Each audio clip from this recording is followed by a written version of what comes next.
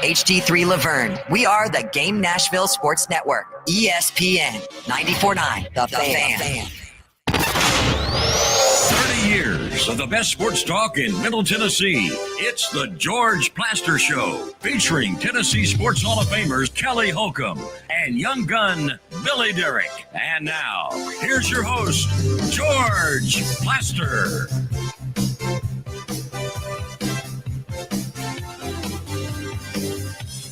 Welcome into the George Plaster Show. It's a Friday on a cloudy, overcast day here in Nashville. A lot better than what we've been experiencing here in the Music City, though. It's been in the 80s. I think it's supposed to be in the 80s throughout the rest of the weekend as well. But today we've got a shorter show. We lead into the Nashville Sounds at 3:45. So short show today, but we're going to try to pack in as much info and entertainment as we can. And we're going to kick things off with a visit from Terry McCormick. The Titans had practice today. They weren't supposed to originally, as Terry joins us, but they're out on the practice field today. And Terry, thanks for joining us as usual. Anything you learned today?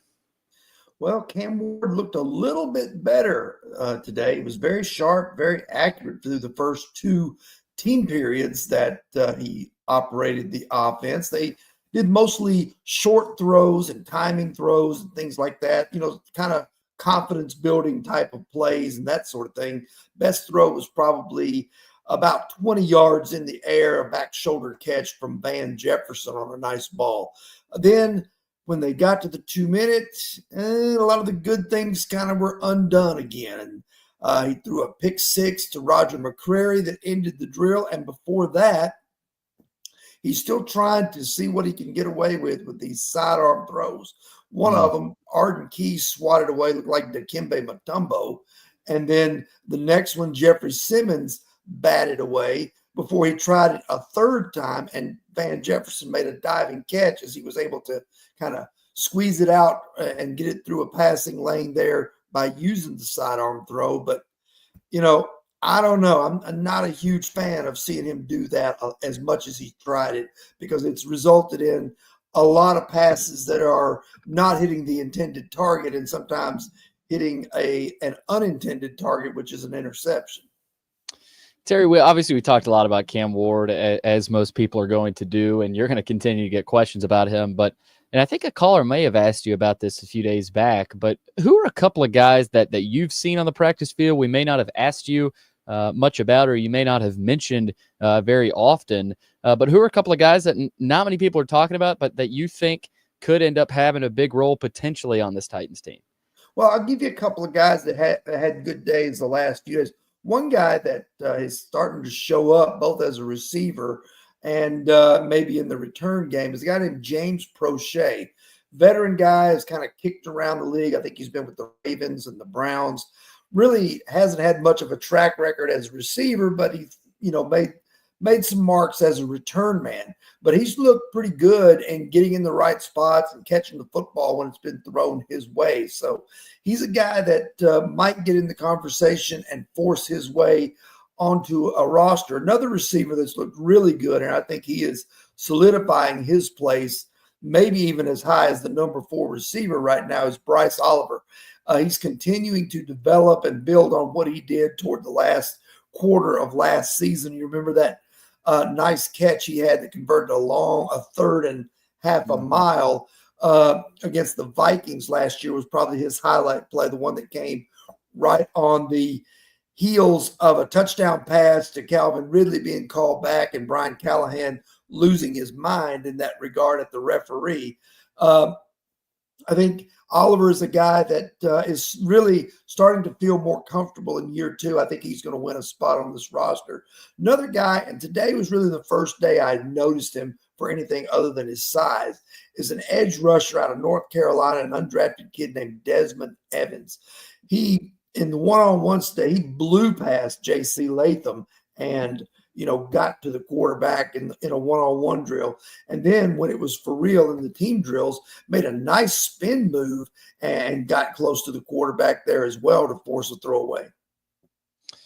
Terry, I know we've got the joint practice in Tampa for the Titans here in a little over a week. But what does the schedule look like for the next week or so until then? And what are a few things you'll be watching, whether it's a player, a certain position group here in the next week or so leading into that joint practice? Well, there's certainly a lot to watch out for. Their practice is on tomorrow and Sunday. Then Monday is supposed to be a day off, and then I think Tuesday and Wednesday they go again before heading to Tampa. And I believe that it's on the 7th, which would be Thursday. So okay, they'll have that down there with the Bucks. That'll be a good test for Cam Ward and the offense to see what they're made of in terms of, pass protection and things like that, because Todd Bowles is going to send the house after them. Mm-hmm. And then defensively, I think they're going to get a much, much better challenge than they're getting from their own offense as Cam Ward tries to figure things out. Baker Mayfield is arguably a top 10, top 15 quarterback in the league. Put up great numbers last year, and he's got plenty of weapons. Mike Evans, Chris Godwin, Emeka Egbuka from Ohio State was their first round pick. So no shortage of targets for Mayfield and that Bucs offense to throw to. Going to be a good test for the Titans defense. That's what I'm looking for down there. What I'm looking for in the meantime is really just continued improvement. In a number of areas. You want to see if some of these guys can start to stack days, like I talked about, the Bryce Olivers, the Desmond Evanses. Can those guys stack some days? And can some other guys start to flash and start to show some consistency in a good way? One more question I did have for you. The Terry McLaurin news caught my eye. He has requested a trade after becoming frustrated with negotiations on a contract extension with the Commanders. Any shot he lands up as a Titan? No, I don't think so. I mean, the whole story of the Mike Morganzi, Chad Brinker regime is draft, develop, and retain. So this team's not at a point where it can add one receiver who's, toward the end of his prime at age 29 and expect to make a big jump. It's if they added Terry McLaurin, if this was a 5-win team, it might take them to 6 or 7 wins. That's not the kind of boost you're looking for, not the kind of boost you need. I think those types of moves are still a ways down the road for a team that's still trying to find pieces that fit and trying to find weapons for Cam Ward that are younger and can develop along with him. Terry, appreciate the time. And you may have a better weekend now that Marcus Stroman isn't a Yankee, huh? Yeah, good. Addition by subtraction. There we go. Appreciate it, Terry. Have a good weekend. All right. Thanks, Billy. That is Terry McCormick's daily Titans update. Of course, a little over a week until the Two-Tone Blue head down to Tampa for the joint practices. Practiced today, and they'll go several more practices until they head down to Tampa, of course. All right, let's get to our update, as usual, brought to you by Tennessee and Illinois. Coming up December the 6th. Tickets available now at Ticketmaster.com. They're calling it Music City Madness. It's going to be a fun weekend. Night before, you've got, of course, Kentucky and Gonzaga. So it's going to be a great weekend downtown Nashville. Get your tickets now. If you're a Tennessee fan, even if you're an Illinois fan, there'll be a lot of orange in the arena, but get your tickets now, Ticketmaster.com. I want to welcome in now, of course, no George, no Kelly. It's a Friday. Mr. Alex Kranzler. Alex, how you doing? Pretty good. How are you doing, Billy? I'm doing good. I appreciate you taking time out of your day today. We're going to roll through here. We got about 40 minutes or so, probably talk a little baseball. But I do have some update news to get to. I know you'll probably be keeping an eye Saturday night at the Speedway Classic with the Braves and the Reds. That'll start at 6:15 on Fox. There's a small chance of rain, though, Saturday in Bristol. So if it rains too much, they'll play Sunday instead of Saturday. Hopefully it doesn't rain too much. I'm looking forward to watching that. Over 85,000 tickets have been sold, the highest attendance for a regular season game since 1954. And a guy I want to say you played against while he was at Tennessee, Chase Burns, former Tennessee Vol, of course, went to Wake Forest, former star pitcher in the Middle Tennessee area. He will start for the Reds, and Spencer Strider is going for the Braves. Burns. That's going to be fun to watch. He's had a good career. Obviously, went to Wake Forest, and I don't think that's a surprise to anyone that he's now pitching in the big leagues. But I can't wait to watch that Saturday night. Yeah, I'm definitely going to tune in myself. I didn't get to catch Burns when he was on Tennessee, but we played Wake Forest in the fall my freshman year, and he pitched against us. So it's That's right. pretty cool to watch, even though we got to him a little bit. Yeah, he's he's as fiery a guy as I've ever seen, and so that'll be fun to see him on the bright lights in a bright stage. No Ronald Acuna for the Braves, so we'll see what happens Saturday night. Going to be a really fun scene up there in Bristol. Hopefully the rain holds off. A couple other MLB pieces of news. I know you know about the Marcus Stroman news that he's been released by the Yankees. Yep. Was that a surprise to you? Not really. I mean, it kind of seemed like before the season started, his relationship with the Yankees had kind of been going downhill. And I know they just added a bunch of guys, especially bullpen pitchers. So I feel like, somebody had to go. Well, somebody that had to go from the Giants was unfortunately Mike Yastrzemski, former Vanderbilt star, who I'm sure you've met and have been around. The Royals have acquired Yastrzemski, of course, from the Giants, grandson of Red Sox legend Carl Yastrzemski, just one of the many Vandy boys that has had a great career. I told somebody yesterday I'm going to miss watching him hit bombs into the river in right field in San Fran, but that's a big time pickup for the Royals, in my opinion. Yeah, I mean, even not only on the offensive side, I know just the other night he made that play into the net in right field at Oracle Park. I mean, he's just an all-around scrappy guy and really good player.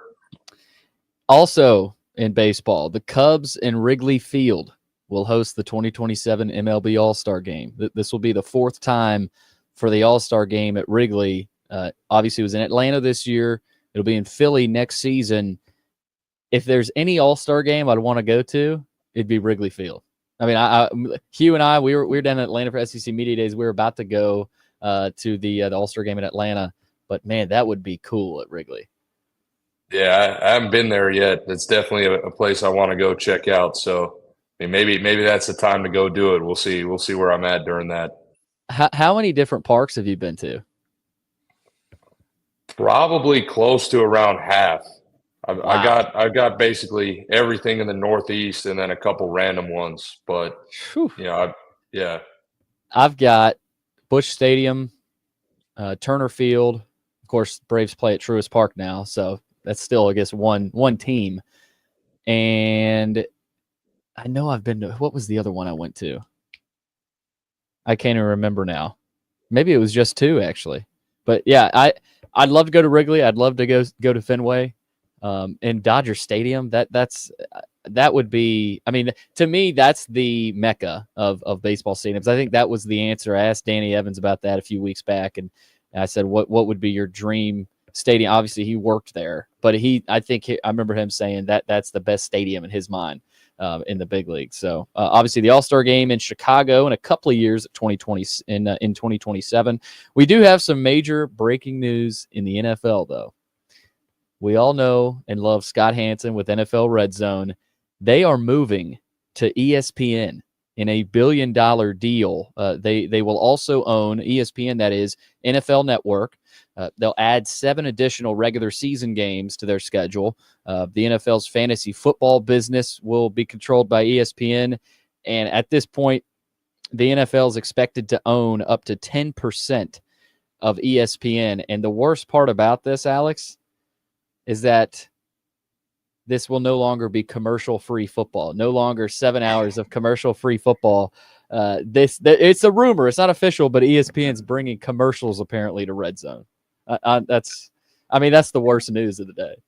Yeah, not a fan of that. That was the best part about watching it, was you can just sit down for 7 hours and not have to worry about commercials. Just pretty much listen to Scott Hansen go and give you updates on every game going on.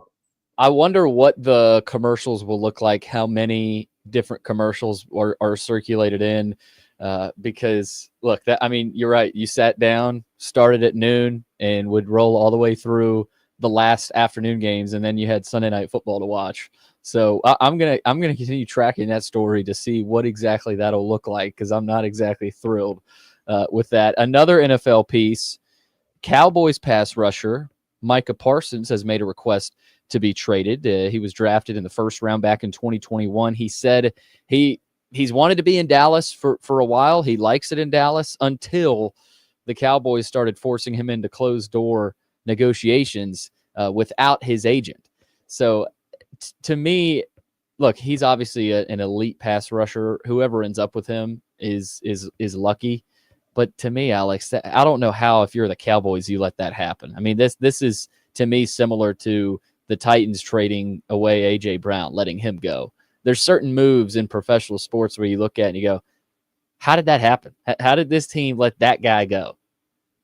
Yeah, I mean, it seems though in the NFL, which is I'd say a little different from NBA, MLB, they're not as prone to keeping guys around like that unless they're quarterbacks. I mean, think of even good Cowboys of recent, or really any team, like whether it be a DeAndre Hopkins type player, guy like that. They're pretty Julio Jones. There gets to a certain point where I guess with the salaries and all that, they just don't deem it worth it. And there's not many guys in the NFL that have really stuck it out for one team throughout a career. Yeah, and you see all kinds of players requesting trades. We've mentioned Terry McLaurin requesting a trade. Terry shot my hopes down pretty quickly about him potentially becoming a Titan. But these contract situations, not only in baseball, we know what's going on, obviously, with the players' union, but in the NFL, you're seeing some issues as well with some holdouts. But we'll see what happens with Michael Parsons wherever he lands. Like I said, that there's a lucky team that's going to end up with him. But we are lucky coming up to be joined by Brad Logan. He covers Ole Miss for Inside the Rebels. He's also pretty knowledgeable about the rest of the SEC. We'll talk about the Ole Miss Rebels heading into this season under Lane Kiffin, with Austin Simmons expected to have a big season at quarterback. And we'll talk a little SEC football as a whole. So keep it right here. We got Brad Logan coming right up. More sports talk on the way here on 94.9 The Fan. When I got my first car, my dad told me, keep the gas tank full and my number on speed dial. Now parents are telling their kids, save 615-242-9000 just in case. I'm Blair Durham. If you or someone you love is in a wreck, call us. We're here to get you the money you deserve.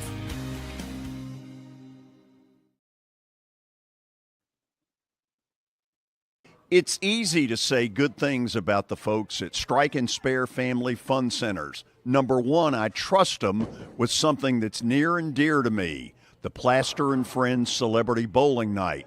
But more importantly, I see the fun people have. They enjoy the bowling, they enjoy the camaraderie, and you will too. Come by any of their locations and get ready to have some fun. Attention, Big Orange Country. Tennessee and Illinois will square off Saturday, December the 6th at Bridgestone Arena. This is the rematch of a great college basketball game last season in Champaign that went right to the wire. And this one figures to be more of the same. Tickets are on sale now. You can grab your seats by going to Ticketmaster.com. That's Ticketmaster.com. Tennessee, Illinois. It's big time. As the trusted premier custom home builder in Middle Tennessee, Donnelly Timmons has over 20 years of experience in the industry. Whether you're looking to build your dream home or renovate your current home, their team will ensure that every client and every remodel is unique, luxurious, and completed on time within budget. Founders Dustin Timmons and Joey Donnelly have over 25 years of construction experience in the Nashville area. Together, they have completed projects in Forest Hills, Oak Hill, Green Hills, Franklin, and Brentwood.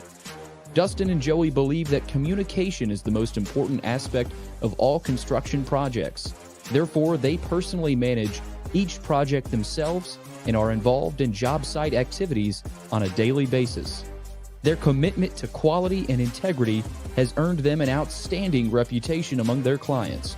Contact them to set an appointment for a free consultation or to view some of their completed projects. Give them a call at 615-456-7983 or log on to DonnellyTimmons.com.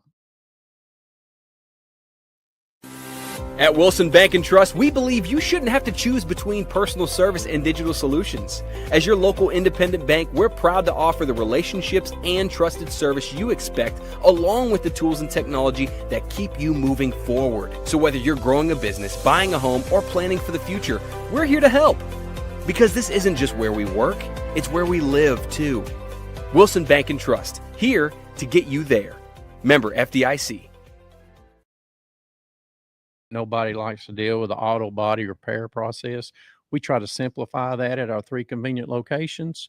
We work with all major insurance companies. We help to ease the stress of the auto body repair process. We're located in Old Hickory, Hendersonville, and Gallatin. If you need our services, please stop by and see us.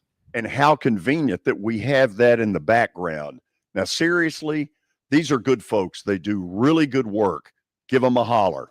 It's the George Plaster Show. Your sports live here on 94.9 The Fan.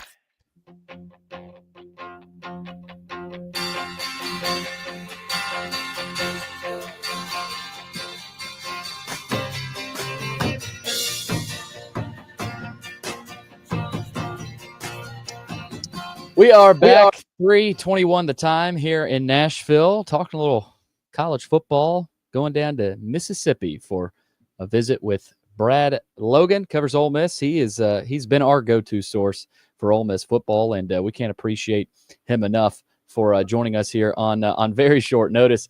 Brad, how you doing? Doing well. Thanks for having me on, Billy. Brad, I want to start with the Rebels' expectations this season. No Jackson Dart. You lose Walter Nolan, of course. You lose a lot of talent on that defense, a couple of offensive weapons, especially a guy like Trey Harris. What are the Rebels fans expecting from Lane Kiffin and company this season? Well, we saw Austin Simmons in a very limited role, although it was very important at the time against Georgia. So I do think there's a lot of enthusiasm surrounding Austin Simmons, the quarterback. In large part that one of his best receivers in Caden Lee returned. So he's been getting a lot of accolades during the offseason. Didn't have any drops last year, so everyone's really excited to see what Caden Lee can do in this offense. You know, I asked both Austin Simmons and Caden Lee what they like about this Lane Kiffin offense team, what have you, and everyone kind of said he's a player's coach. So that's definitely something to look forward to watching this team for Ole Miss fans. One thing I do think is interesting, I've been asked a lot about how this team is versus last year, very similar to the question you asked. I think it's a team that may not be as talented as last year, but when the schedule sets out, it could very well have more wins than the team last year. So definitely some things to look at, specifically on offense. One of the most talented wide receiver rooms Ole Miss has had in quite a while with DeJon Stribling, along with Harrison Wallace, both transfers coming in. You pair them with Caden Lee, Traylon Ray, Caleb Odom, and then Deuce Alexander. It's a very talented wide receiver room. The running back room was one that Ole Miss was playing with walk-ons down the stretch last year, and now all of a sudden they have a lot of depth at running back with Logan Diggs, the transfer out of LSU, along with Damian Taylor, the transfer out of Troy, and then Kawan Lacey, the transfer out of Missouri. So everything looks pretty good. The offensive line is a little bit of a patchwork right now because a lot of unanswered questions, specifically in that interior offensive line with some transfers that's going to have to factor in. But, yeah, offense should be good. Defense, maybe another question. We're talking with Brad Logan from Believe in Ole Miss podcast, also contributor to On3 Sports as well, and the Logan Media Network. Brad, the Ole Miss fans, I'm always interested in kind of gauging how they feel about their program. And look, Lane Kiffin has done great things, and a run like this may not ever happen again at Ole Miss. Obviously, there was a lot of pressure last season. They don't make it to the playoff. How would you gauge the temperature is not the right word, but how would you gauge how Ole Miss fans feel after last season and all those expectations heading into a season now where maybe the expectations have tempered a little bit? Maybe a little, but it's a euphoria in this Ole Miss fan base because Ole Miss, Billy, as you know, and a lot of the folks watching and listening know, Ole Miss is a football school. It's one that in years past, you win 6 or 7 games and get to the Liberty Bowl. It's a good year. Obviously, those days have passed on since Lane Kiffin, and then really Hugh Freeze kind of changed that. Houston Nutt kind of changed that back in the late 2000s, and then Hugh Freeze took it and then kind of went from there, and things just really kind of blew up under Lane Kiffin. A team that went to the Peach Bowl, at that point was an Access Bowl, then the Gator Bowl, and the Sugar Bowl, just places that Ole Miss hasn't been since the 1960s. So having success like that on the football field, winning a ton of games, getting some national exposure, the university as a whole, just like at Vanderbilt when they win the baseball national championship, I'm sure that helped enrollment. The same thing at Ole Miss. When you win in football, people are a lot more excited about coming to the university as a whole. So I think those are all pluses. And I think as long as Lane Kiffin stays at Ole Miss, they'll be a player in the Southeastern Conference and a big-time player. And if you ask me, when Lane Kiffin was hired, number one, would he have the success he had? And number two, would he still be the coach at Ole Miss 5 years later? I would probably say no on both of them. But he has absolutely turned Ole Miss into a I don't want to say a national power, but definitely a team that kind of perks up when you say their name. You know, there was a question at the introductory press conference on Media Day when someone asked him, Coach, is it different coming into the season when you're ranked in the top, 10, 5 in the country in the preseason polls versus being ranked in the top 25? And he kind of said, it is different. But here's the thing. You've got a team, and I'm speaking on behalf of Lane Kiffin here. What he said is, to come in and not be ranked in the top 3 or 4 in the conference, but when you're not sure how good you're going to be and you're ranked in the top 8 to 9, he says, I think that says a lot about what we've done at Ole Miss and what we've done as a program. To me, this Ole Miss schedule has some tricky games. It's not the toughest schedule in the SEC, but you go to Kentucky week 2, a team that beat Ole Miss last year that shocked a lot of people. Arkansas at home. You never know. Tulane at home. Obviously, Ole Miss and Tulane have played a lot over the years. LSU at home. You got to go to Georgia on October 18th. You got a trip to Oklahoma. How do you look at this schedule for the Rebels and how it stacks up? Well, I think the good part about this is Ole Miss actually has some competition in the first 5 weeks of the season. Last year, Ole Miss was 5-0, and no one really knew how good they were because they hadn't played a team of any significance. This year, we could argue if Kentucky or Arkansas are going to be any good, but it's definitely a step up in competition. Not to mention you have the revenge factor that I don't know how much that'll play into the Kentucky game, although I do think it'll be a component in that game. Then Arkansas, you get them early on, don't know what type of team you're going to get out of Sam Pittman, but they'll be a formidable foe. I have no doubt they'll be playing hard early in the season. Oddly enough, Billy, I think Tulane may give the Rebels the toughest test in the first 4 weeks of the season. John Sumrall has got a fantastic team. He's just got a transfer quarterback. Ed Ogeron's helping him, the former LSU and Ole Miss coach. And I think John Sumrall's a fantastic coach. I think he'll have Tulane ready to play.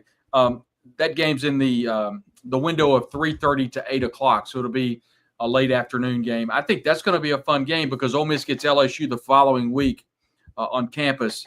That's also an afternoon window from 3 to 8. And, where will Ole Miss be after that point? Then you get Washington State, and then you made mention of Georgia. And then the game of the year for me is Oklahoma for Ole Miss. I think that's the difference between a good team and a great team. Ole Miss could go 8-4, 9-3 if they lose to Oklahoma. Win that game, you still have a chance to lose to either LSU or Georgia or maybe both and finish 10-2 if things go like they should. I feel Ole Miss will be the favorite in every game with the exception of Georgia. And then maybe LSU or Oklahoma, they could be an underdog in 3 games. So I do think 9 wins is on the table. I think the over-under is 8.5. I might go slightly over that and say 9-3. And the Rebels, once again, an outside chance at the college football playoff. I don't know that they make it, but I think that Oklahoma game could prove pivotal to whether this team makes the playoff or not. All right, before I toss it over to Alex, I want to ask you about a former Ole Miss coach who I know you covered, in Hugh Freeze. Everybody likes to joke about his golf game and how much he's been on the golf course, but a lot of that is due to the lack of recruiting and the lack of wins, right? I mean, a Vanderbilt team went down to Jordan-Hare and beat that Auburn team, and Auburn has had some confusing losses, but the quarterback situation too. I mean, they didn't go out and get a quarterback in the portal last season. They stick it out with Peyton Thorne and really struggled. Didn't even make a bowl game. They go out and upgrade in the portal, obviously, with Jackson Arnold. I know you're familiar with Freeze and how he operates a program. Do they turn it around? And how much pressure is he under, Brad? Well, I don't know if they turn it around, but I think he's under an immense amount of pressure. That first game may set the table for the rest of the year. That's why I think it's so important for Auburn to beat Baylor. I think it's the August the 30th, maybe. That slate of games on August 30th is incredible. Mm-hmm. So I think that there's an immense amount of pressure. The good news for Hugh is that he went out and got a really good quarterback. Now, I know everybody's not sold on Jackson Arnold, and I get all that, but the first half against Ole Miss, he looked elite, and it's a really good defense, Billy. I mean, that Ole Miss defense last year was really good, and I thought Jackson Arnold, he fits a Hugh Freeze offense really, really well. And remember, Oklahoma was playing with walk-on wide receivers last year, and so I do think Oklahoma. You didn't ask me about Oklahoma, but I do think that's a team that's absolutely sneaky good this year. But for Auburn, I think they have to go 8-4. They really need to beat Alabama. Hugh right now is going through treatments with prostate cancer, and so he's got a lot on his plate right now. I don't know that I would say that he's going to get fired at the end of the year, but you look at their schedule and it's going to be tough. But I think if they can sneak out 7-5, 8-4, I think he's okay. And I do think with Jackson Arnold, I really like their roster this year. They went to the portal and got some really good additions. So, the pressure's on. The more I think about it, the more I think Auburn absolutely could have a winning record and make a bowl game. But I think beating Alabama would be huge for Hugh and the Auburn Tigers. Alex, say hello to Brad Logan. How's it going, Brad? Doing well, buddy. Good. So my first question for you is you were mentioning the off chance that Ole Miss could make a run to make the college football playoff. What do you think the X factor or like an under-the-radar thing that can push them over the hump is? That's a great question. And I think in order to make the college football playoff, a lot of things have to happen in Ole Miss's favor. What I'm doing when I say they have a chance is I'm giving Ole Miss wins over South Carolina, Florida, Mississippi State, Arkansas, Kentucky. So they have to win all those games to have a special season. The question is what happens. One X factor would be what happens in Oklahoma, what happens in Norman when they face Oklahoma a week after going on the road to face Georgia. The second X factor would be tell me how good the Ole Miss defense is. Tell me if they have any injuries, because right now there are a lot of question marks on that Ole Miss defense. They have defensive ends Deshaun Womack and Princewell Umanmielen, who's the brother of Prince Umanmielen, who headed to the league after last year, had a really good season. Deshaun Womack is someone that came out of LSU, highly decorated, and everyone's expecting big things out of him. Defensively, the secondary, Trey Amos is now playing with the Washington Commanders, and I heard he's doing really good things for them. Sage Ryan, the transfer out of LSU, along with Jalen Braxton, the transfer out of Arkansas, and Kapina Gashaikin, the senior transfer out of Washington. They're going to have to play well. And there's so many transfers on that Ole Miss defense. Someone asked me about inexperience. The experience is there. They just haven't all played together. So I think that's going to be a huge key. And the third X factor is I think the offensive line. We talked a moment ago about some guys that have coming back. P.J. Wilkins, Delano Townsend, two transfers that have come in, along with Patrick Kudus, the senior transfer out of Arkansas. They really need Bryson Sanders to be able to solidify that center spot. Reese McIntyre graduated last year, so Sanders really needs to step in. And when I say that is if he's not able to get the job done, they've got to move Patrick Kudus down to center. That's going to open up the right guard spot. And then you have to start talking about Devin Harper, a freshman, John Wayne Oliver, a redshirt freshman, and then possibly Therese Davis, a sophomore transfer. So those are three, I think you'd say, X factors for Ole Miss to make a pretty good run this year in football. And then obviously you guys lose a first-round quarterback in Jackson Dart, Austin Simmons, looking to be the guy to replace him. What do you think the biggest challenge for a young quarterback, starting to play in the SEC is? Well, I'll start by saying the good news is depth at running back. We talked about that a moment ago, and also depth at wide receiver, along with an immense amount of talent. The question I have is how good is that offensive line going to be? If he doesn't have time to sit back and throw the football, he's forced out of the pocket a lot, and he's forced to run and go north and south. That doesn't play into the Lane Kiffin offense. And the reason I know that is someone asked Lane during the press conference the other day, do you expect Austin Simmons to be a running threat? He said, well, it's kind of a schematic question, but the answer is no. They expect him to be a pocket passer, someone to run, run left and right, depending on who he's handing the football off to. We did see Logan Diggs with some video Ole Miss provided. He had a sleeve on that injured knee. He came in against the bowl game against in the Gator Bowl in Jacksonville. I had a hard time remembering that. He came in late in the game and had one carry. I think maybe he was on kickoff return, and he came out and he had a carry. He started off without a knee brace, and he came back with a knee brace. I asked him during the breakouts how he feels, and he said he's good to go. So you have him, Damian Taylor, Kawan Lacey. Those are three really good running backs. But, yeah, the question to me is, how's that offensive line going to be, and is he going to have enough time to throw the football? And then the last thing I got is, who do you think the most impactful transfer piece is to this 2025 team? And who do you think that they got out of the portal that's going to make the biggest impact? Without question, without any hesitation, wide receiver Deshaun Stribling. He's a fantastic receiver. Everything that I've seen that he's done in the past has just been electric. The limited video that we've been able to see from practice, he's looked really good. And I think more than anything is being cohesive with your quarterbacks and wide receivers. One thing I found interesting is Austin Simmons said during the offseason he flew a number of players down to Florida just to work. And I thought that was really neat. And he also talked about the cohesiveness with the offensive line. At SEC Media Days, he said he was taking all of his offensive line out to eat at the Grill House in Oxford. That's on the square. It's a pretty, fairly expensive restaurant. And Michael Katz of the Daily Journal asked him how much the bill was. He said it was around $1,000. So he's building a rapport with his offensive line and with his receivers. But, yeah, Deshaun Stribling, to me, absolutely is someone I'm looking forward to watching as a transfer and being the transfer right now for Ole Miss. Brad, while we got you here, we usually do a stat of the day. We got a shorter show today. Would you mind hopping into our stat of the day and giving it a shot here? You bet. All right, here we go. We're going to go stat of the day. It's brought to you by Apple Collision Centers. You can find them in Old Hickory, Hendersonville, and Gallatin. Give them a call, 615-754-9800, or log on to their website. That's applecollisioncenters.com. All right, part of the reason I said, hey, let's get Brad to stick around here, it's an SEC football question.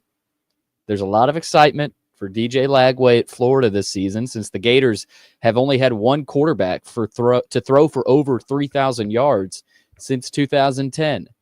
Can either of you name that quarterback? I don't think I got a shot here. I don't know.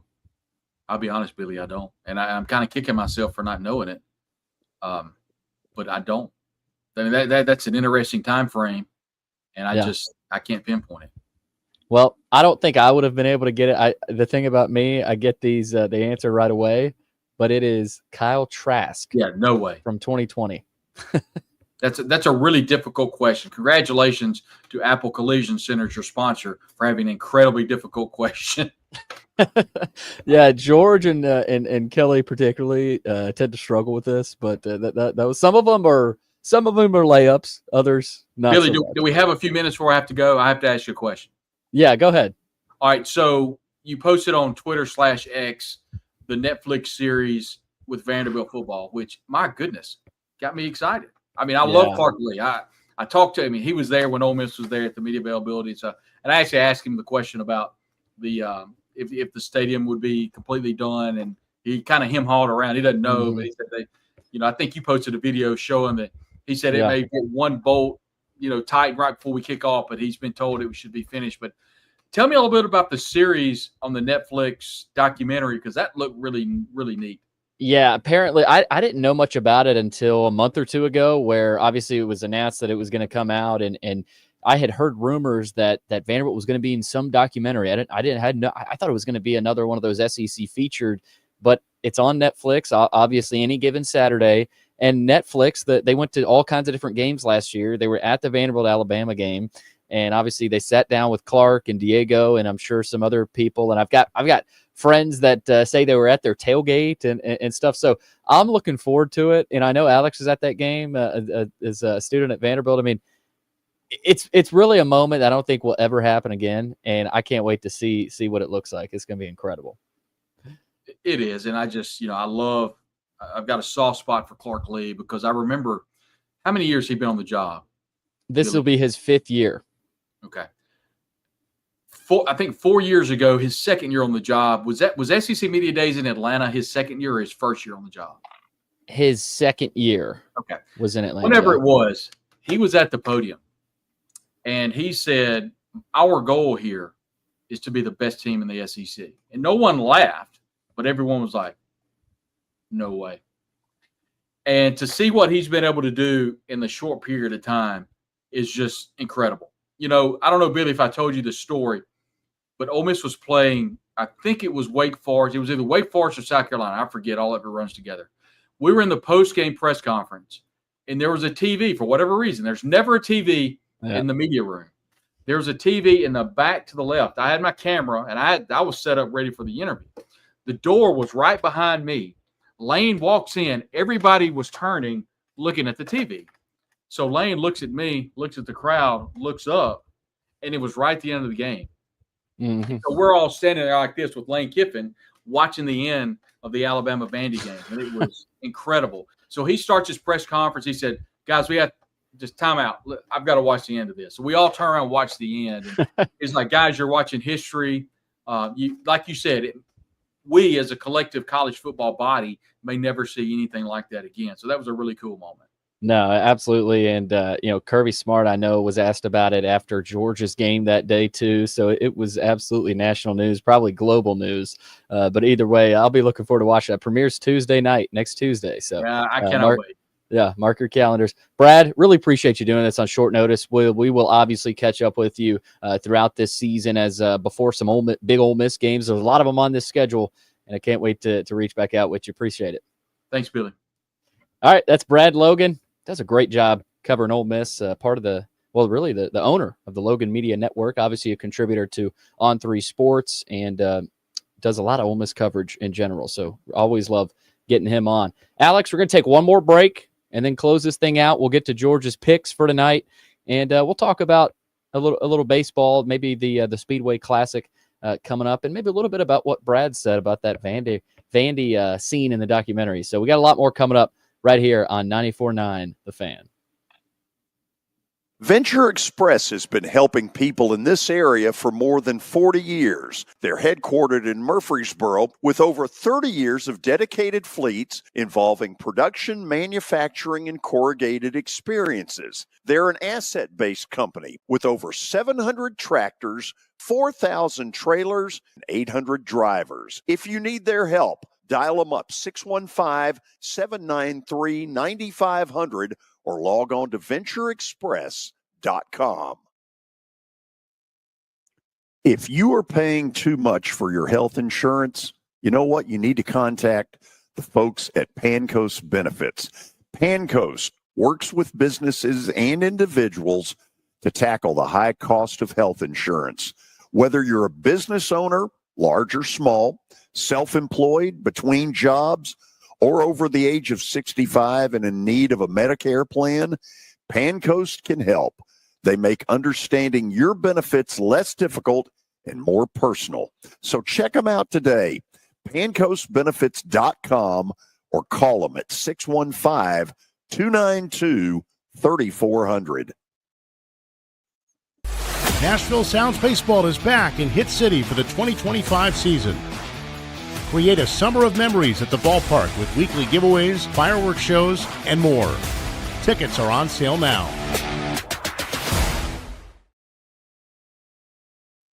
The folks at Pancoast Benefits. Pancoast works with businesses and individuals to tackle the high cost of health insurance. Whether you're a business owner, large or small, self-employed, between jobs, or over the age of 65 and in need of a Medicare plan, Pancoast can help. They make understanding your benefits less difficult and more personal. So check them out today, pancoastbenefits.com, or call them at 615-292-3400. It's the George Plaster Show. Your sports live here on 94.9 The Fan.